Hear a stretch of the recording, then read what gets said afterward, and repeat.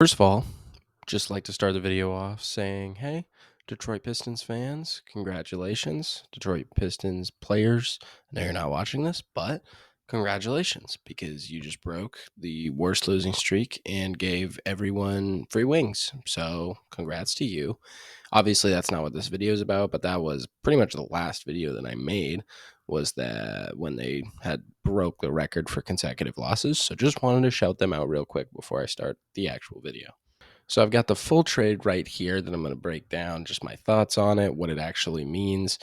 Obviously, Toronto ships out OG Anunoby. They also ship out Precious Achua and Malachi Flynn.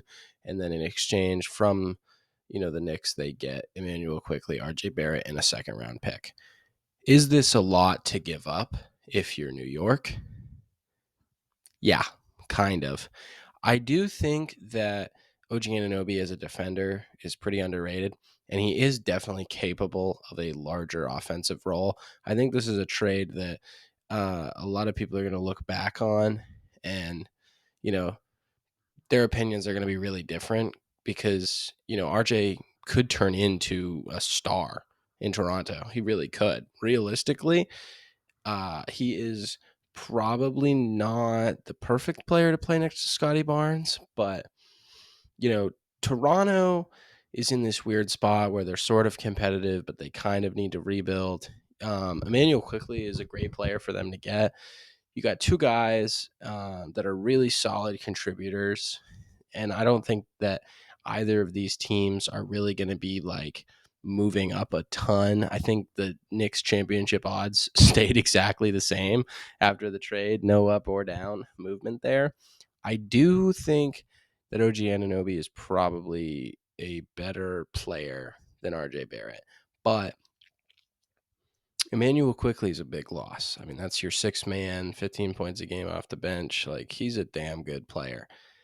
And you do have to pay OG Anunoby. So now you've got to pay, Julius Randle and OG and Jalen Brunson. And, like that, those are some contracts, obviously. Maybe they're not done making moves. I sure would expect them to probably, I don't know, get somebody, probably a good scoring guard.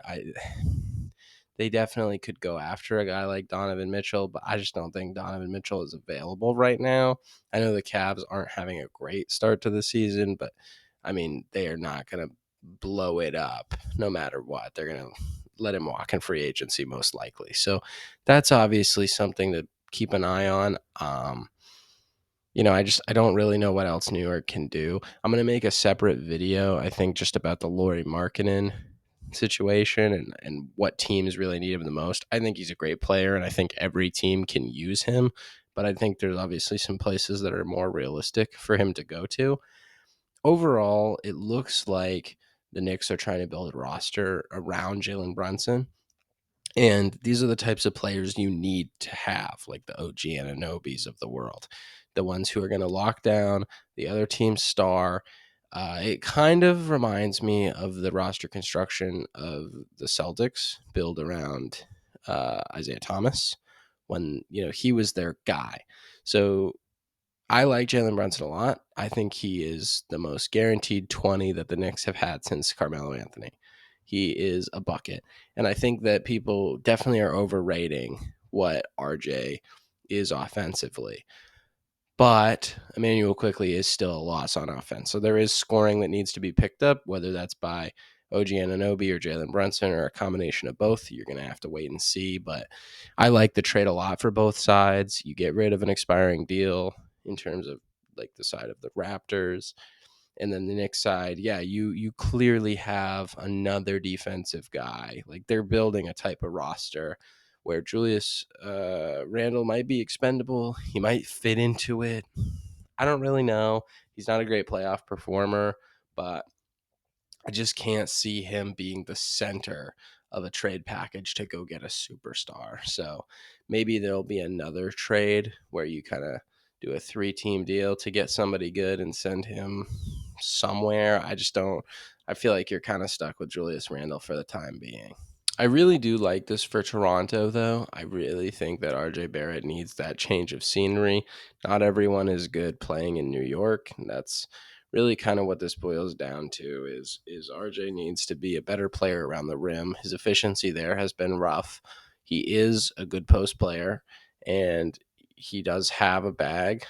He is definitely the kind of inconsistent scorer that you really need to see him start figuring it out there.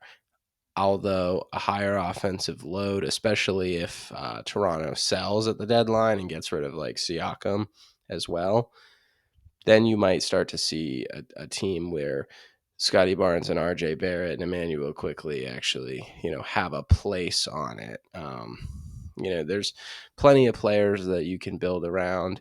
I think Scotty Barnes is an interesting one. He's very good. Don't get me wrong.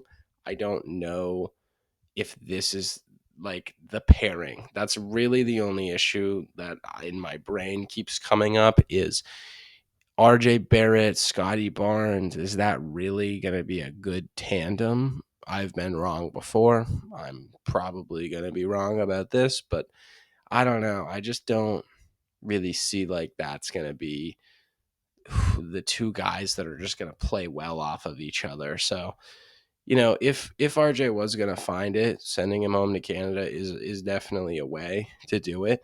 And again, I think the Raptors won the trade on paper.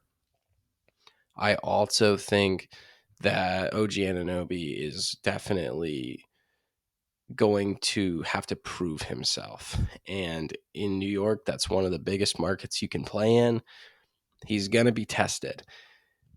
Do I think that OG Anunoby is going to turn into like Jaylen Brown in New York? Probably not.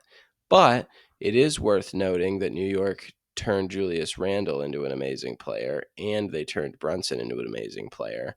I do think it's possible that OG Anunoby ascends a little bit. I do think a little bit better of a role on offense, especially when you're still not the creator, and you can still benefit off of the other talent on the team. You still got to lock in on defense. Obviously, I don't think his role is going to change from what he's been playing his career. I just think it's important to acknowledge that this isn't exactly a risky trade. You are going to have to extend him, but reports say that he's willing to take less money to play in New York because he was looking for like $40 million a year, which is like.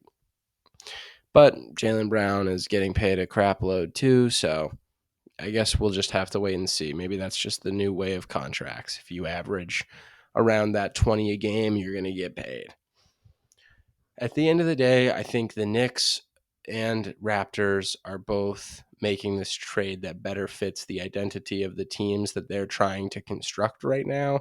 I just don't really know that it's that blockbustery, and I don't think anyone's reaction was that it was going to be this blockbuster pushing the Knicks into title contention type of trade. It's just interesting, and I do like what both teams are trying to do right now. So props to both of them.